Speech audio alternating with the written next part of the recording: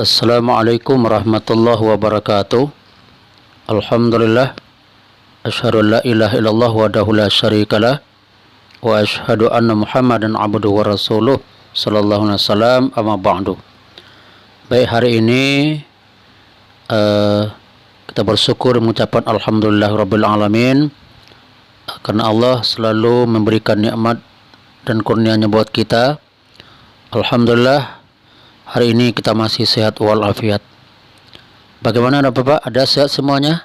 Alhamdulillah. Materi kita hari ini untuk kelas 3. Sebelum kita lanjutkan, kita awali terlebih dahulu dengan baca basmalah. Bismillahirrahmanirrahim. Materi kita hari ini adalah hal-hal yang membatalkan sholat. Apa saja yang termasuk yang membatalkan sholat? Pertama adalah meninggalkan salah satu syarat sah salat. Jadi kalau kita tinggalkan salah satu syarat sah salat, maka batallah salat kita. Seperti terkena najis, batalnya wudu. Batalnya wudu itu adalah meninggalkan salah satu syarat sah salat.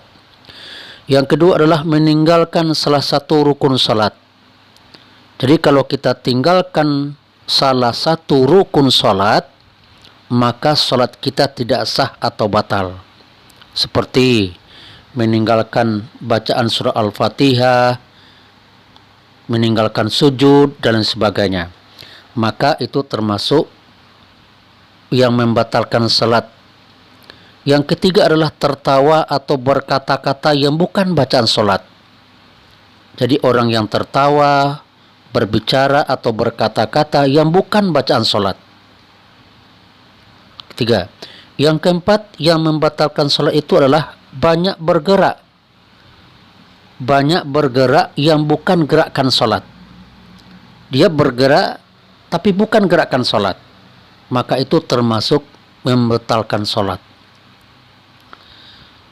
Yang kelima adalah makan atau minum di saat sholat. Jadi kalau ada anak bapak makan atau minum dalam sholat, maka sholatnya tidak sah atau batal.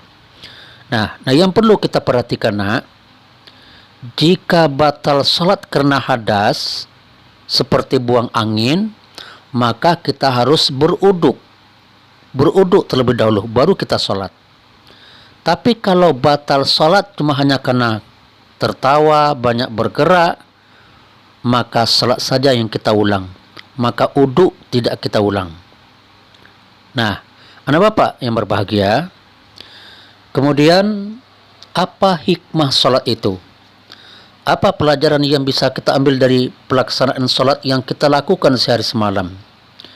Yang pertama adalah mencegah dari perbuatan buruk. Orang yang salat, dia akan terhindar dari perbuatan buruk. Kenapa? Karena dia merasakan orang yang sholat itu diawasi oleh Allah Subhanahu wa Ta'ala. Takut dia melakukan yang salah, takut dia merugikan orang lain dan sebagainya. Lalu yang kedua adalah mengajarkan disiplin. Kenapa sholat mengajarkan kita hidup disiplin? Karena setiap sholat yang kita lakukan sudah ditentukan waktunya oleh Allah Subhanahu wa Ta'ala. Kapan kita sholat subuh, jam berapa kita sholat zuhur, jam berapa kita salat asar, jam berapa kita salat maghrib dan sebagainya. Sudah ditentukan kapan kita melakukan salat itu. Makanya di saat itulah salat itu adalah mengajarkan hidup kita disiplin. Ini hikmah yang kedua. Hikmah yang ketiga dari salat itu adalah mengajarkan hidup bersih. Kenapa salat bisa mengajarkan kita hidup bersih? Karena sebelum kita melakukan salat, kita wajib beruduk terlebih dahulu. Coba bayangkan kalau kita 5 kali kita salat misalnya sehari semalam, salat wajib saja, berarti sudah 5 kali kita beruduk. Berarti kita sudah 5 kali mengajarkan diri kita ini hidup bersih. Jadi karena itu bahwa Yang membatalkan salat itu pertama, meninggalkan salah satu salat. Kedua, meninggalkan salah satu rukun salat. Ketiga, tertawa atau berkata-kata yang bukan bacaan salat. 4, banyak bergerak yang bukan gerakan salat. 5, makan atau minum di saat salat. Nah, kemudian hikmah salat. Pertama, salat itu mengajarkan kita mencegah dari perbuatan buruk. Yang kedua, hikmah salat itu adalah mengajarkan disiplin.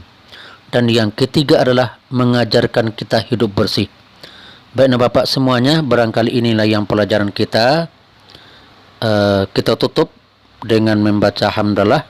Alhamdulillahirabbil alamin. Assalamualaikum warahmatullahi wabarakatuh.